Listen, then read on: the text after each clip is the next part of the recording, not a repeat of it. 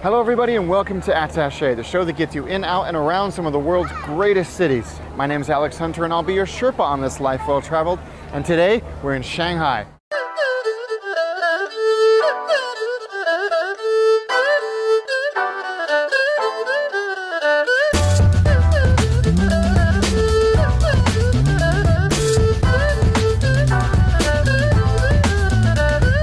No matter how many times you've been to Shanghai, no matter how well you speak Mandarin, no matter how well you think you know this place, you will always be an outsider. Since you've been gone, Shanghai has advanced 10 years for every year that you and I have experienced. The place that you left the last time you were here is nothing like the place you'll return to. And that's okay. In fact, that's what makes Shanghai one of the most fascinating places on Earth. We want to thank our friends at Cathay Pacific, who flew us to Shanghai via their home base of Hong Kong. Throughout this season, we're partnering with Cathay Pacific to help you discover a life well traveled. We're about to land in Shanghai, so it's probably a good time to talk about the airports. There's actually two major airports in Shanghai. Shanghai Pudong, the main international gateway, and Hongqiao, which predominantly serves domestic flights. I figure if you're watching this, you're going to be coming into Shanghai Pudong, the bigger of the two airports with more international destinations. So that's the one we're going to focus on. I've been to this airport a lot, and I actually kind of dig it. Sure, it can be a little bit chaotic during the busy hours, but what major international airport isn't? It's relatively easy to navigate, nice, big, spacious, and open. It's 25 miles east of the city, and there are a lot of options to get into town. A taxi is probably the easiest way to get in from the airport, but it's easily the most expensive as well.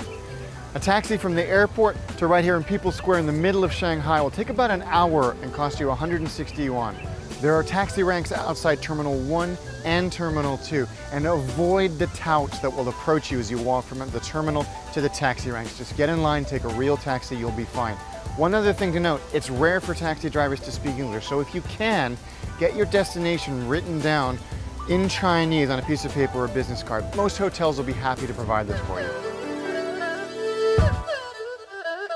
Line 2 of the Shanghai Metro was extended all the way out to the airport a few years ago, and it cost just 8 yuan to get from the airport to People's Square right here in the middle of Shanghai. One thing to know, it will take an hour at least to do that journey, so bear that in mind.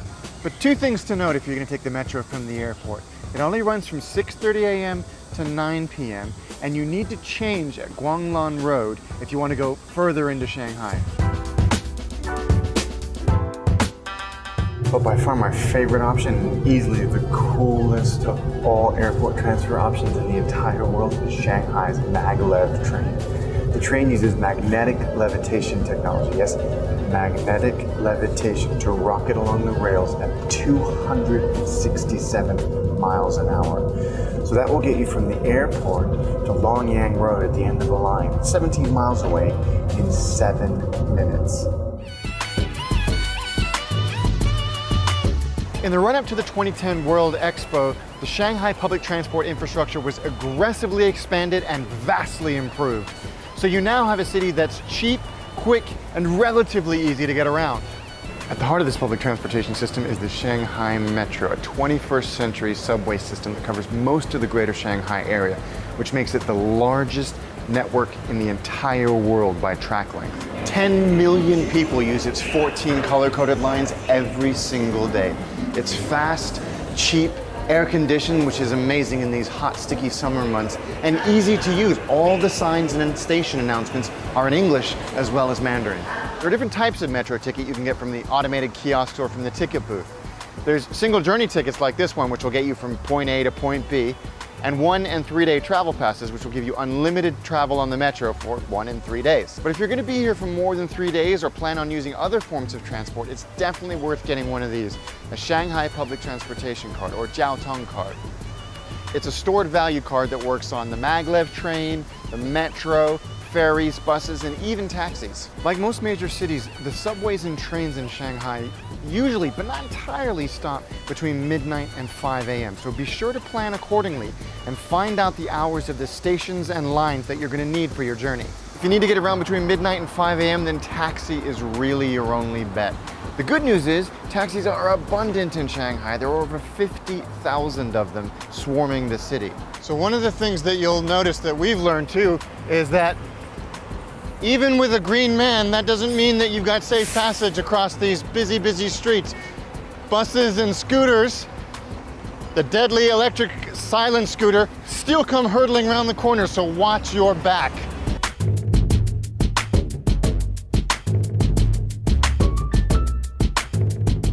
Google Maps, our favorite travel tool, has comprehensive coverage of Shanghai, but live route planning is a little flaky because of how the internet works here in China. If you have a VPN, you'll be fine. If you're an iPhone user, Apple Maps works surprisingly well and does not require a VPN for route planning. It's not nearly as good as Google Maps, but it's a lot better than it used to be. And frankly, when you're wandering around the city and you're looking for how to get from A to B, it's better than nothing. One final thing on transport. You have to have a passport with a valid Chinese visa to check into a hotel. No passport, no hotel room. So I am so excited that we have the opportunity to hang out with Kyle from Untour Food Tours at untourfoodtours.com, right? Correct. You have been here for a while, right, in Shanghai? Yeah, so we've been here for about 7 years, and for about the last 6 years, we've been helping tourists and expats alike really discover authentic local Shanghai food. So what does that mean? What is authentic local Shanghai food? So I think authentic means different things to everybody, but for us it means really supporting the mom and pop shops that still make everything by hand. They're not in a mall, they're not a chain store, they're not places where necessarily you might stumble upon, because so much of Shanghai now is so new that everywhere you go they're building a mall and a new high-rise. And so it's harder and harder to find the little places where the old neighborhoods where these mom and pop shops can really survive. Unfortunately, the city government really thinks that in order to modernize and present their version of a civilized Shanghai to the world, that means cracking down on street vendors and people with push carts that are making a living selling their delicious hometown treats to people in Shanghai. And so for us, that's really sad, because sometimes those are really the best places where if you push those guys out, you're losing those culinary traditions. And so it's sad. I mean, you can still find pockets of it. Sometimes, they'll congregate somewhere and the police won't bother them for a little while, but it's hard to find them consistently now in a single spot. When we go on these food walks, we try to tell people, give them a little bit of information about how to do it on their own as well. So you can do little things like, even at the hole-in-the-wall places on the street where they're there all the time, I think it's important still. You can check their oil, you can see their jugs of oil and make sure it's still clear and isn't being reused. It's really not so much of a problem in central Shanghai, but it's something to check. You can look at their ingredients. If you look at other locals that are buying food at these street food places, you'll see that they're checking the ingredients and looking and poking around and making sure that everything looks good, and you're more than welcome to do that. People understand. When I think of Shanghai food culture, it means delicious xiaolongbao or shengjianbao. But Kyle had another trick up his sleeve, jiangbing. Jianbing is a really classic breakfast street. You can find it all over China, but it's more of a Shandong province specialty. Shandong province is a little bit north of Shanghai. It's a millet grain mixture as a base that acts like the base of almost like a crepe. And then she cracks an egg on it, so fries an egg. Throws a little bit of green onions, cilantro, pickled mustard tubers for a little bit of a crunchy, pickly bit, and then a sweet soybean paste and a little bit of chili paste as well. So it's got everything. It's got salty, sweet, spicy, crunchy, all wrapped up in like a little on-the-go breakfast treat. Beautiful. You're looking at 4.5 RMB, so about 75 cents, so it's a steal. You can afford one or two a day even in the morning, so it's great. A lot of people will get these on the go. You just grab one and finish your way up, go to work. So we've eaten our way across Shanghai. Thank you very much, Kyle. If people want to go on one of your tours and eat even more than we just did, how do they do it? What's the process? Yeah, well, you can find us obviously on TripAdvisor as well, but we'll go to untourfoodtours.com. We have tours all year round. 3-hour sampling food tours where you get to really sample as much stuff as you can. We'll leave you full, we promise, and give you a lot of information about where to find stuff on your own as well for the rest of your time. Fantastic. Yeah. Thank you very much. My pleasure. Appreciate it. Yeah.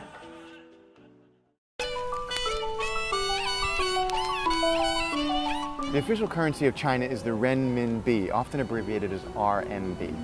But the base unit is the yuan, and all the prices you see in China are given in yuan, using this symbol or this symbol.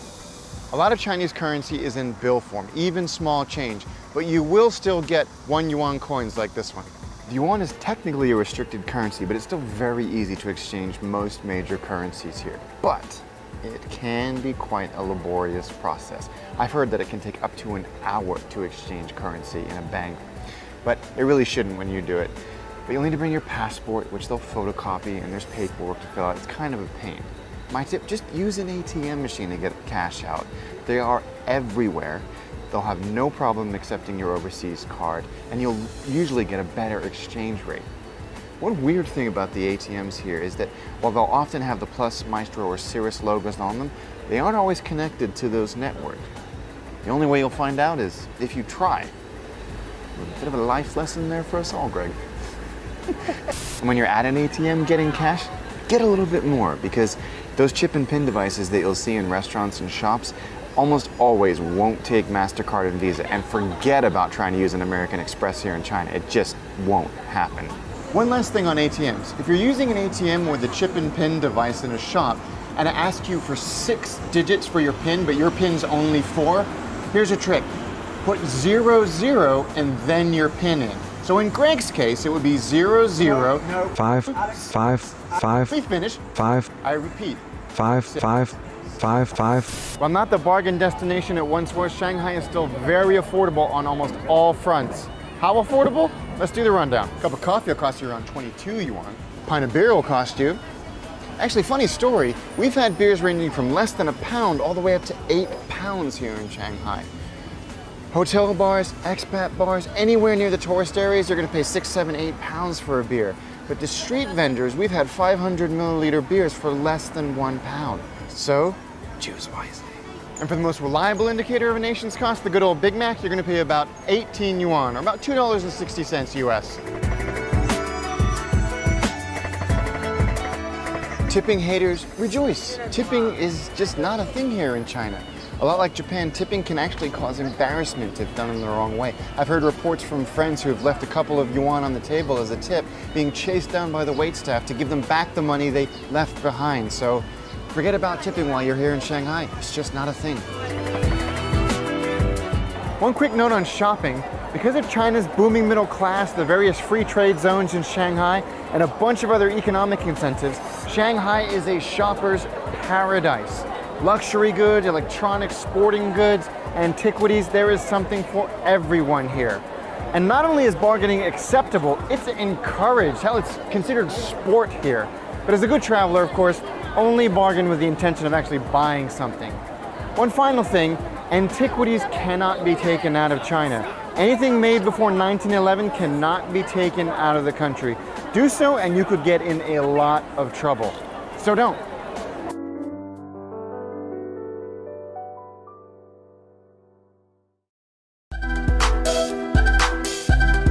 It's easy to step off the plane in Shanghai and instantly be overwhelmed. This is an intense city, there's no doubt about it. But if you take a breath, take a moment, Shanghai is a city that around every corner will reward you with a new sight, a new sound, a new story. Like many great cities in the world, Shanghai is a near perfect balance of past and present. But unlike anywhere else in the world, in Shanghai, you also get a glimpse of the future.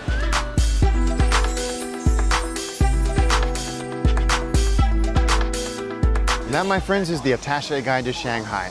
If you've been here before and feel like we've forgotten something, or you live in this great city and the cicadas are coming to get you. And that, my friends, is the Attaché Guide to Shanghai. If you've been here before and feel like we've forgotten something, or you live in this incredible city and think there's something that every visitor here needs to know, then leave it in the comments section below. And while you're there, take a moment to subscribe, because we have some more incredible cities coming up in the rest of Season 3.